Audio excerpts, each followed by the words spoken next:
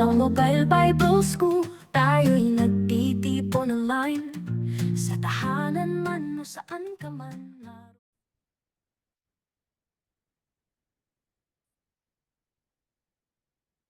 Amen. So ngayon po ay nag-aaral tayo about the theological study of Genesis 1 to 11. At nandito na po tayo sa segment na catastrophe. Makikita natin dito sa video presentation natin. Parang may malakas na kumakain na sa mga syudad.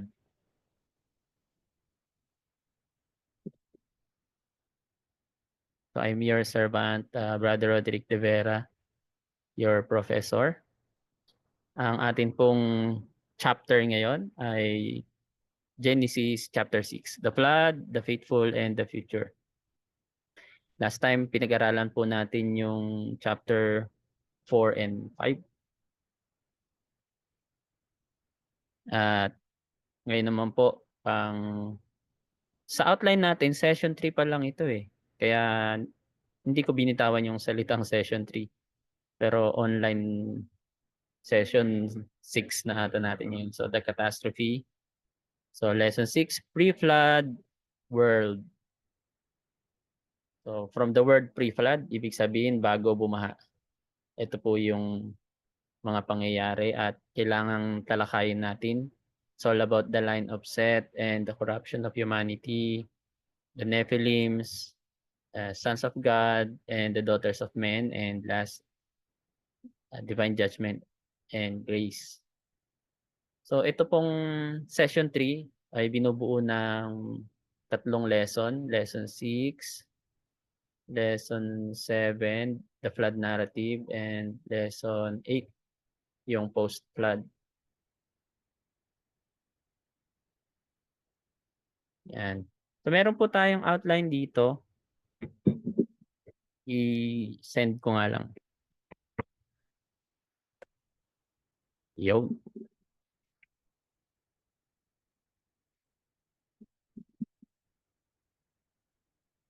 Maliwanag po ba?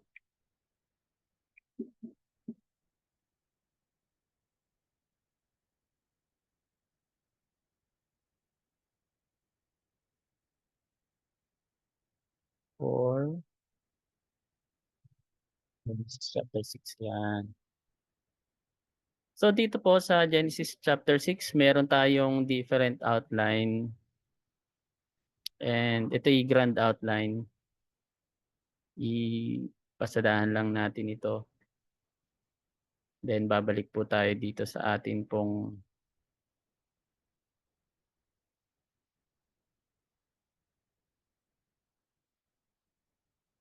line of Seth, Nephilim, and divine judgment. So dito papakita ko lang po muna sa inyo itong grand outline.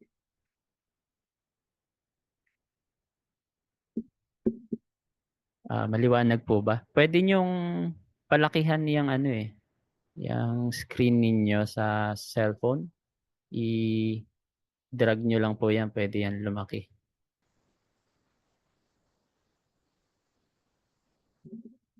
So dito, tinutukoy po yung population perversion, which is nagsabi pa si Lord na then the Lord saw the wickedness of man was great in the earth, and that every intent of thoughts of his heart was only evil continually. At sinabi nga dyan na nag-increase yung population ng tao and nagkaroon ng moral depravity. Yung salitang hata is to miss the mark. Sin was no longer occasional but habitual and unrepentant. Yun po yung tinutukoy dito na evil continually. Yung thoughts nila. Kaya talagang sobrang sama. And may mental corruption. So yung salitang evil continually. Tinukoy din yung line of Seth. At dito sa line of set may mga interpretive issue kung literal ba ito o symbolic. At may mga nagsasabi na sa panahon ngayon ang line of set ay continuous yung tinatawag na um, seed ni Jesus Christ, yung promise seed against or sa kabaliktaran yun ng serpent seed. Mm-mm. Then yung Nephilim, sino yung mga Nephilim? Matatalakay din yan mamaya. Yung Book of Enoch, may konting mababanggit, babalikan natin dito.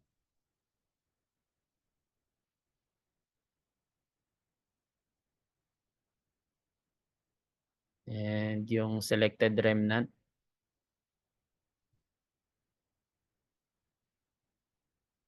Siyempre may sinelect si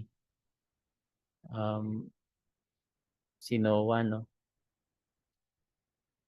Yung Shem na tinatawag, at mula sa lahi ni Shem ay si Abraham, at mula sa lahi ni Abraham ay yung tinatawag na Judah mula kay Israel. Building the ark. Meron din tayo ditong geological flood references. Mamaya i-open natin yan. Napakita ko lang sa inyo kung ano yung outline natin na madadownload. May mga video references na rin dito. Biblical archaeological site, kung paano daw na shape ng flood yung North America, yung mga seashells sa tuktok ng bundok, pati sa Lalo, Cagayan. Yan, shout out sa mga nakarating na dito. May bundok dito sa ating bansa na ano po, merong mga seashells sa tuktok ng bundok. Paano yung nakarating doon? Di ba po?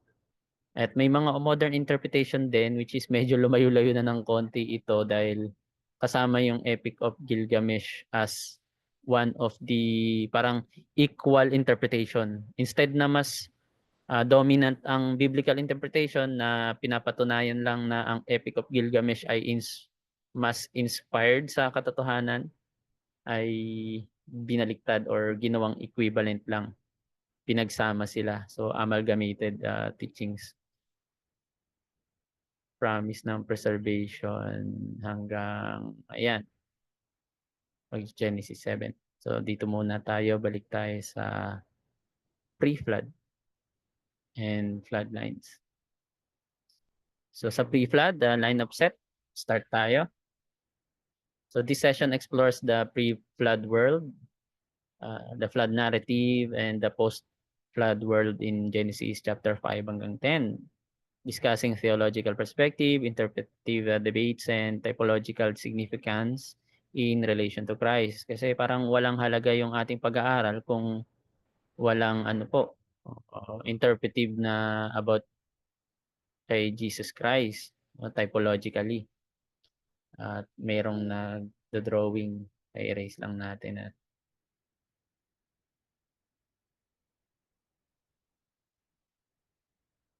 iwasan natin pindutin yung pen para walang mag-drawing.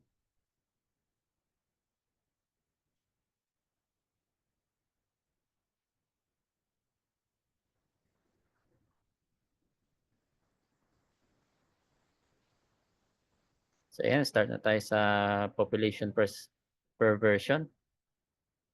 Ito yung kodigo natin.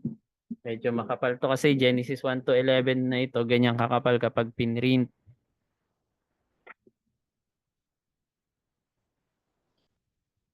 Kaya yung sinend ko po sa GC, ganito po yun pag pinrint. Tignan ko nga kung ilang pages. 52 pages. At kung i-incorporate ko yung buong teachings natin dito, possibly abot to ng mga 200 plus pages. So as of now, ito yung magiging gabay natin. And yung lecture, iba rin itong sa lecture. Kasi merong nasa lecture na wala dito.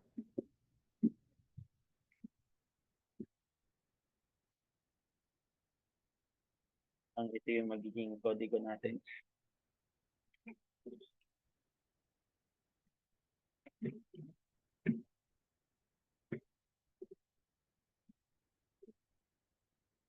Okay.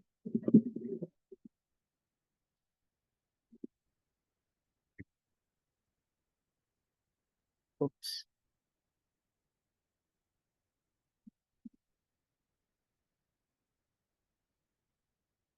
Palang napindot.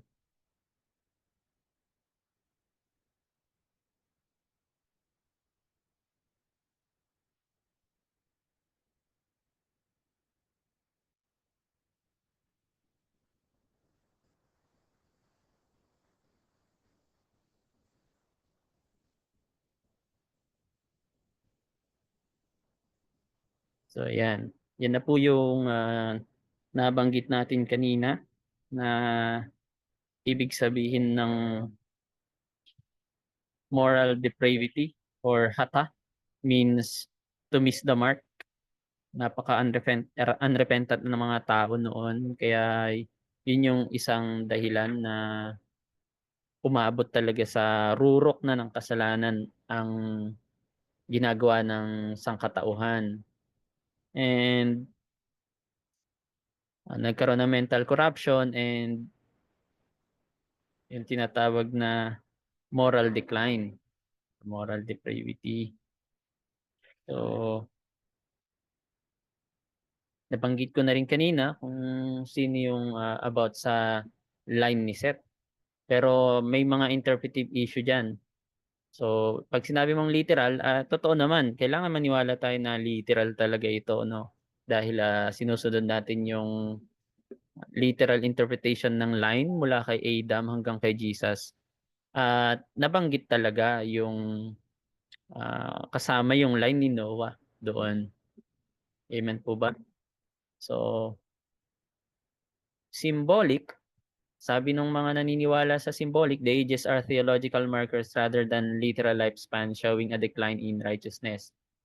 Yun naman yung mga nagsasabi na symbolic lang itong narrative ng Bible. Mostly yung mga naniniwala dito ay mga scientists na they don't believe na ang sole authority ay Biblia lang. That's why gumagamit sila ng mga extra biblical references tulad ng yun nga yung Book of Enoch and yung mga old tablets tulad ng Epic of Gilgamesh. Isa itong hindi tablet na ano pa yun, yung sa parang cellphone na malaki. Clay of tablet, kumbaga may inscription doon na pag binasa natin ay may binabanggit about sa itong tinatawag na flood. Okay? So ibig sabihin hindi lang talaga Bible ang reference na totoong may flood, mga kapatid. So dito pinakita rin sa Book of Enoch na yung sinasabi nga nila doon na yung mga higante kumakain na ng tao, naninira ng mga halaman. So kung paniniwalaan natin 'yon, eh posible din naman, 'di ba? Kasi may tinatawag dito sa Bible na Nephilim. But yung salitang possibility, it doesn't mean na naniniwala tayo doon 100%. Okay? So strict tayo sa Bible. Kung ano lang yung nababasa sa Bible, doon lang tayo. But kung gumagamit man tayo ng references outside from the Bible, ito ay para patibayin lang at bigyan ng reasoning and other logical factors bakit ano ang dahilan, bakit si Lord ay ganun na lang yung ginawa niya na hinayaan niya magkaroon ng great catastrophe sa atin pong mundo. So, nagkaroon nga ng moral decline. Mayroong nagsasabi na yung moral decline ay natural ba yan o supernatural cause na sinasabing ito ay yung humanity lang talagang inabandon na nila yung tinatawag na righteousness and it leads into corruption without any interventions ng spiritual world.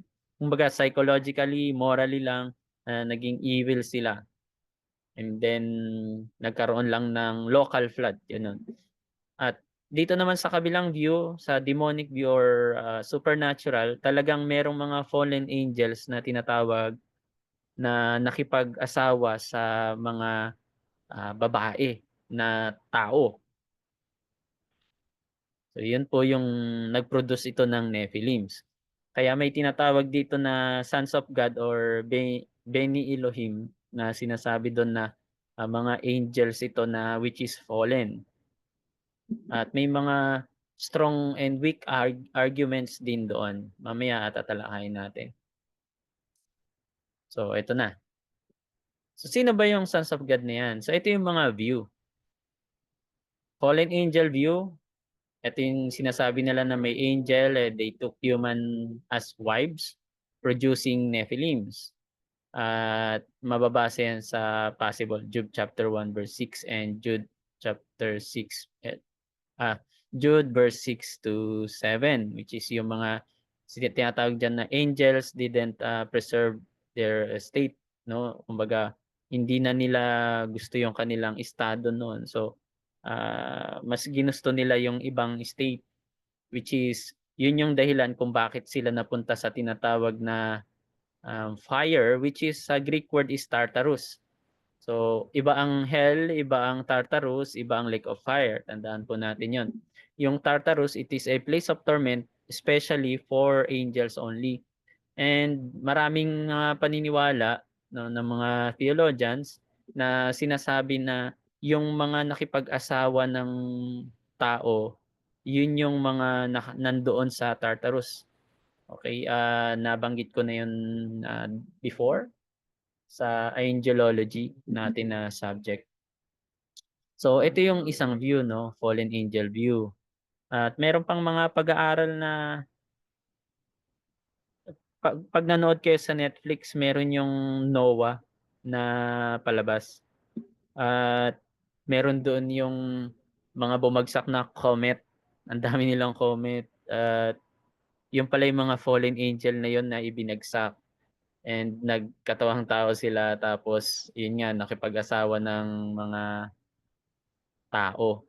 Yung iba naman may palabas na gegerahin na si Noah, sisirain yung ark kasi parang baliw na siya. Meron ding mula sa langit na tumulong sa kanya, mga totoong angel naman. So yun, kakaiba. Fictional naman yun, hindi yun yung talaga yung kumbaga binigyan nila ng kulay yung panahon ni Noah. So maraming mga lumabas na movie about dito kay Noah. Another view, yung Sethite view, which is yung tinatawag na sons of God, hindi pwede daw na gawing fallen angel. Why? Kasi sa Matthew, may sinasabi doon na ano daw ba ang may mga Pharisee na nagtanong kay Jesus Christ, sino daw yung magiging asawa niya pag napunta siya sa langit. Sabi niya ang mga tao pag napunta sa kaharian ng langit ay parang mga anghel na hindi nagsisipag-asawa. So, sa New Testament, naging authority nila na maniwalang therefore hindi pwedeng mag-asawa talaga ang mga angels. So, yung mga tinatawag doon na sons of God at saka yung daughters of men ay lahi ni Seth.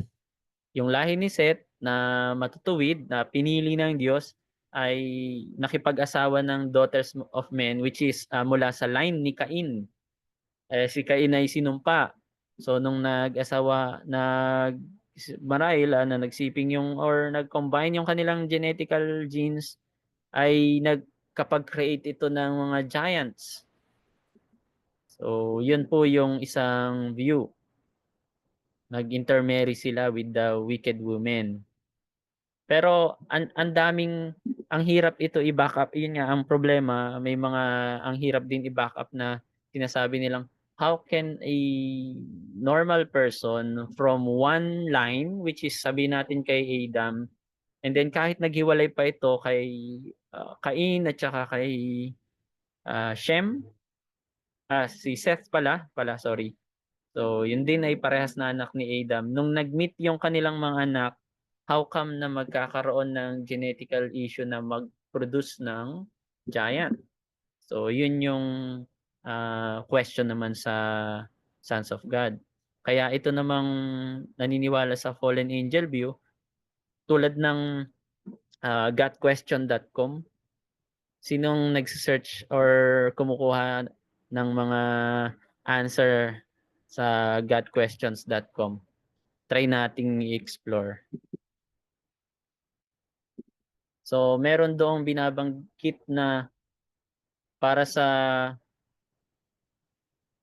view nitong gotquestions.com, share natin para magkaroon kayo ng idea. So, dito sa gotquestion.com, meron din video dyan, who were the sons of God and daughters of men. So, 3 views ang primary views ang sinutukoy nila dyan. Number 1, fallen angel. Number 2, powerful human rulers. And number 3, descendants of Seth. So yung powerful rulers, iyan yung nandito sa ating outline na itong royal view na tinutukoy dyan. Yan. The term refers to ancient kings who took many wives, leading to moral corruption.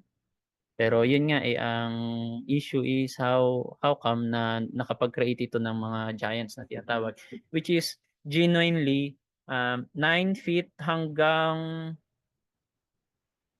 12 to 16. Yun ata ang pinakamalalaking buto, and meron pang pag-aaral na meron ding part ng bones sa paa which is ganyang kalaki. Kung i-estimate yung ganong scale, aabot ito ng 20 plus feet na human bone. So, ibig sabihin, 20 plus na feet, sobrang taas naman nun. Pero walang ibang ganong construction ng bones, kundi yung talagang ewan ko, finger po ata, part ng finger bones or sa paa or sa kamay. So, ito yung tatlong view. At ito nga yung sa Job chapter 1 verse 6. Now there was a day where the sons of God came to present themselves before the Lord, and Satan also came among them. So merong sinasabi na yung sons of God na tinutukoy, same doon sa Genesis chapter 6, which are angels. They present themselves before the Lord, tas nakikisaw-saw si Satanas na umakyat din at nakikiusyoso doon. No? So, yun po yung sa Job chapter 1 verse 6. And another verse, Job chapter 2 verse 1. Again, there was a day when the sons of God came to present themselves before the Lord, and Satan also came among them to present themselves. So, parehas, no? Parallel. And 38 verse 7, ito yung about sa creation ng earth, before the creation of the earth or the foundation of the earth.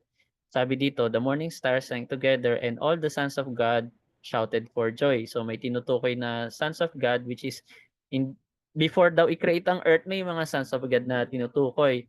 And wala nang ibang pwedeng patukuyin dito kundi yung mga angels talaga. At no doubt tayo dyan. So ito yung potential problem na shinare natin kanina sa Matthew chapter 22 verse 30 na sinasabing, for in the resurrection they neither marry nor are given in marriage but are like angels in heaven. So yun yung mga weak views na sinasabi nga dito, nabanggit ko na kanina yon. And view 1 is the most likely position ang sabi dito, which is ang view 1 is they were fallen angel. Sa God question po ito it is interesting contradiction to say that angels are sexless and to say the sons of God were fallen angels who procreated with human female, kasi nga parang against dito sa Matthew 22 verse 30. Pero merong consideration sa Hebrews 1:14 na sinasabi ditong, are they not all ministering spirits sent out to serve for the sake of those who are inherit salvation. So ibig sabihin, kahit angels sila, they can appear in human form or physical form. Tulad ng Matthew 16 verse 5 na may nakita doon na sabi do yung young man, merong isang dressed in white robe and they are alarmed. Sa Genesis 19 verse 1 to 5, may binabanggit doon na ito po, 2 angels came to Sodom at itong mga angels na to ay gustong makipagtalik ng mga tao. Yan, before they lay down, the men of city, all people to last man surrounded the house. At sabi diyan, where are the men who came to you tonight? Bring them to us that we may know them. Parang gusto nilang makipagtalik. Gusto nilang in our term, modern term ay pagsamantalahan. So therefore, parang pwede silang maging in physical form at talagang pwedeng itong mga righteous angels possible na hindi. Pero yung fallen angels possible daw na talagang pwede silang makipagtalik, which is in Jude chapter 6 verse 6. Ito yung sinabi dito na angels who did not stay with their own position of authority but left their proper dwelling, kept in eternal chains, gloomy darkness until the judgment of the great days. So ito yung another reference, Genesis chapter 1 verse 1 to 4. Yun, the sons of God saw the daughter of men. So sons of God ang tinutukoy dyan, Beni Elohim. And the Nephilims were on the earth on those day. So yun yung when the sons of God came in to the daughters of men, they bore children to them, and they are called mighty men who were of old, the men of renown. Kaya ibig sabihin, itong mga higante na to, merong mga mighty men and men of renown. Meron din sa kanilang parang mabubuti at masasama na mga higante. Sa ibang salin dito ay heroes. Merong sinabi na mga hero yung iba dito. Kaya I'm sorry. Kaya may nagsasabi na possibly yung mga mythology na Greek mythology, sila Hercules, yung mga Achilles, ang tawag sa kanila ay demigods, which is pag sinabi mong demigod ay heavenly being or si Zeus ang tawag nila dito sa kanilang Greek mythology, yung Diyos na si Zeus. Actually, hindi siya ang final Diyos na pinakamalaking Diyos. Meron pang tatay itong si Zeus.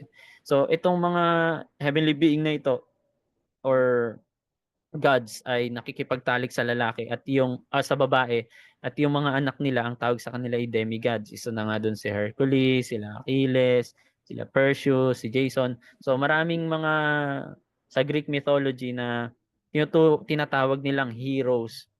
So possible, hindi ko sinasabing 100% na itong Greek mythology na ito ay inspired na may idea or something sa kanilang pag-iisip na ginawan nila ng kwento which are na in ancient history talaga ay merong mga nilalang na ganun na halo siya ng heavenly beings at saka human beings, ganyan.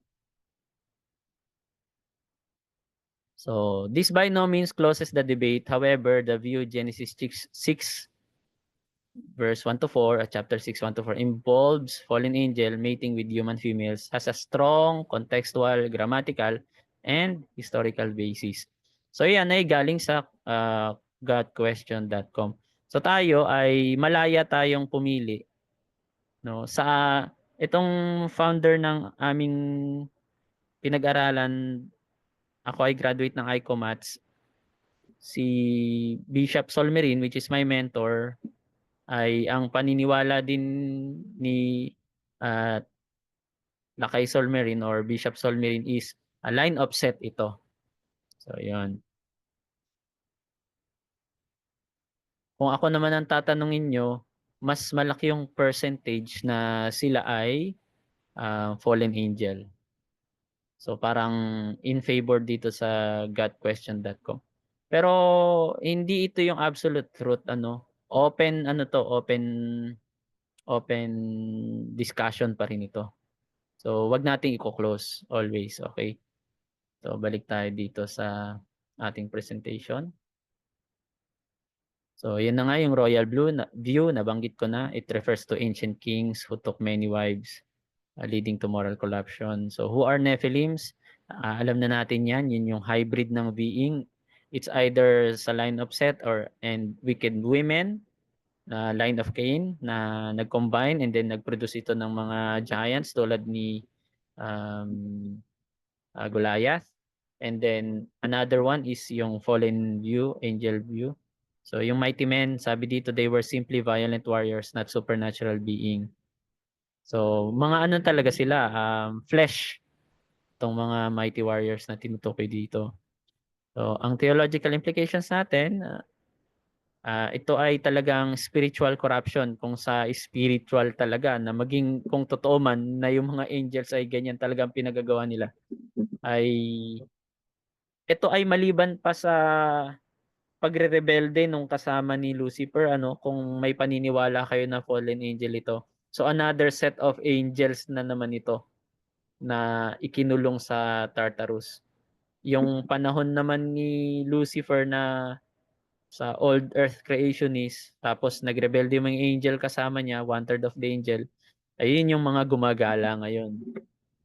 So magkaiba silang era.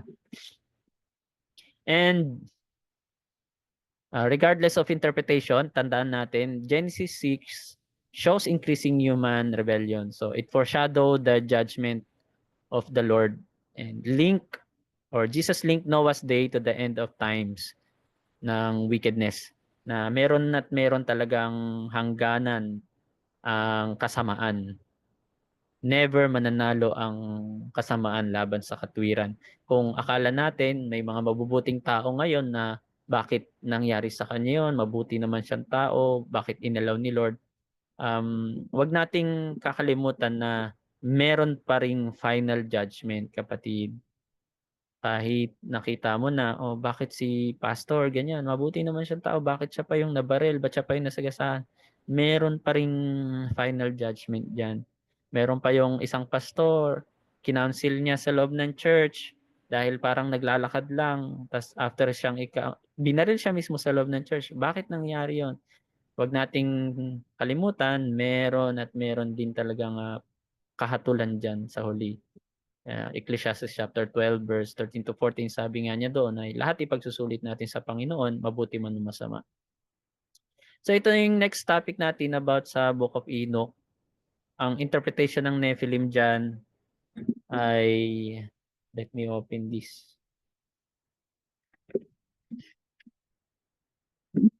Yan. They are the watchers na tinutukoy. At actually 200 yung fallen angels. May bilang pa nga eh.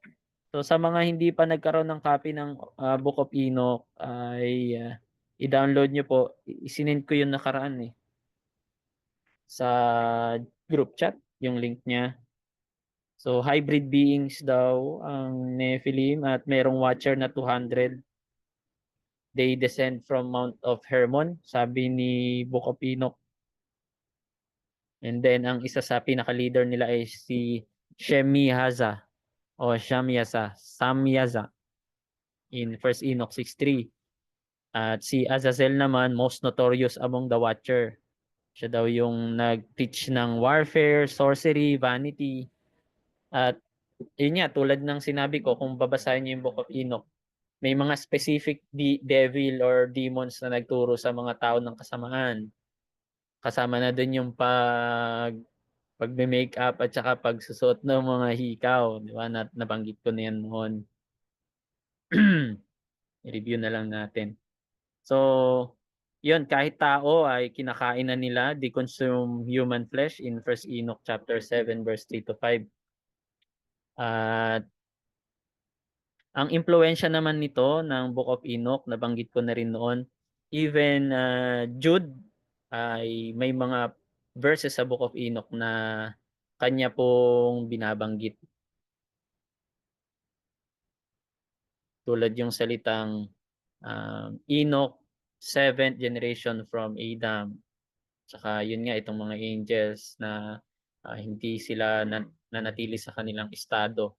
So kung inspired ang Book of Jude and God allowed that to be inserted, I think siguro may mga part lang na inalaw ng Lord 'no, sa narrative nito na ipinasok, pero not all, na hindi siya talaga, anong tawag dito, 100% na totoo.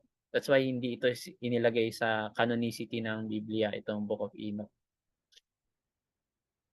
So in connection to other texts, ang dami pong mga binabanggit na itong katulad nitong ibang book ito, itong Jubilee chapter 5 verse 1 to 11, na may mga Nephilim daw na na-destroy nung flood era.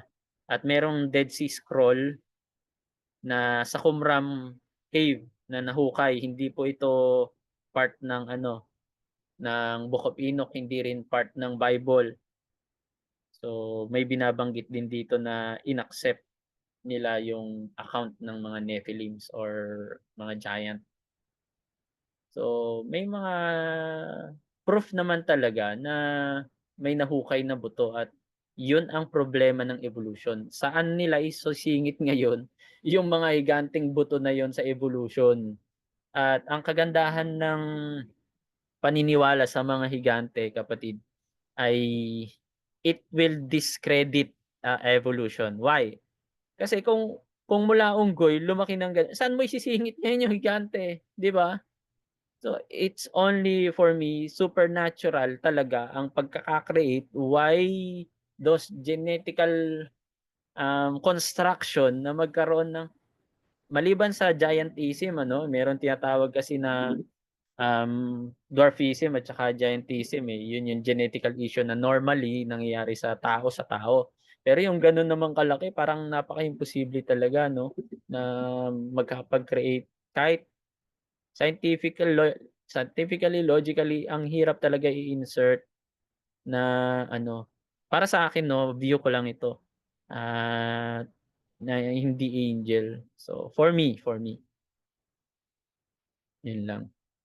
So hindi ko kayo ini-encourage na ang Book of Enoch ay gawin nating authority, but only a reference para patibayin kung ano yung nasusulat sa Bible. And next, divine judgment and grace. Dito nakita natin ang total depravity ng tao and corruption. Ito ay illustration lang na angel, kahit maputi yan, kung siya ay hindi nanatili sa state ng pagiging anghel at nakakita ng tao at pinatulan ng tao, so corrupted pa rin. So sa total depravity, sa reform view, sin infected all humanity requiring divine intervention. Sa mga Armenian naman, some retained free will to choose righteousness like si Noah. No, na si Noah, pinili niya ang Diyos. Parang yun yung yun yung sinasabi ng Armenian. Pero pag reform, ang Diyos talaga ang namimili, no? So God's grief, and meron tinatawag dito na anthropomorphic or literal view, which yung God's grief na tinatawag dito, God repented, sabi niya gano'n. Hindi naman ibig sabihin na God repented means nagkasala siya at magre-repent siya, hindi ganoon. Ang ibig sabihin kasi ng salitang repent ay return or felt sorry, 'no, na parang nasaktan siya na sana hindi na lang, ganoon. And it is a figurative of his justice lang, na gusto niyang ituwid yung pagkakamali ng tao or ayusin, which is in Old Testament hindi ito yung finality, but God is laying a foundation para ipakita na yung ark na magliligtas sa panahon ni Noah is, it typify or it foreshadow the salvation and redemption of our Lord Jesus Christ. Kung paanong umangat yung ark ni Noah, ay ganon din na iniangat si Jesus Christ, but not through yung ascension in heaven, but inangat po siya through the cross. So in literal view, God emotionally responded to sin. Yun yung sinasabi nila na literal daw talaga na nasaktan natin si Lord kaya pinarusahan yung sangkatauhan. Ayan. And theological implication niya, God's judgment is righteous but His grace remains. Bakit? Bakit may grace pa rin? Siyempre kung walang grace si Lord, inilipol na niya lahat, wala na siyang tinira sana. So, Noah prefigures Christ who brings salvation amidst judgment. Kumbaga, si Noah ang righteous, isinama pa niya yung family niya, 'di ba? Dapat siya lang mag-isa or asawa niya, 'di ba? Hindi naman sinabing sons of Noah were righteous. Only Noah. Si Noah lang.